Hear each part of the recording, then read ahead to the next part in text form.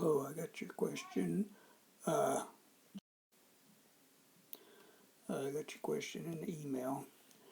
You want to compute the critical value alpha sub z sub alpha sub over 2 that corresponds with an 84% confidence interval. Now you could do it by hand and using the tables, which is fine. I kind of like doing with StatCrunch. It makes it so easy.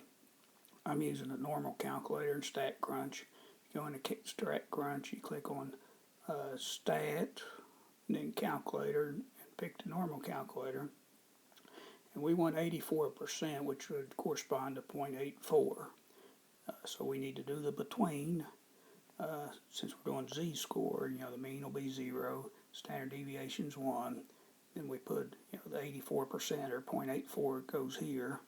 You click compute, and it's this right number here, 1.4051. They want you to round it to 2 decimals, so it'll be 1.41. The z sub alpha over 2 corresponds to this z-score right here, which is given in this one. So StatCrunch makes it pretty easy. Could use a table but do it by hand. Also, that'd be fine. You may want to consider watching the videos that are available for the section. They're pretty good videos. I would encourage you to watch those. Hope this helps.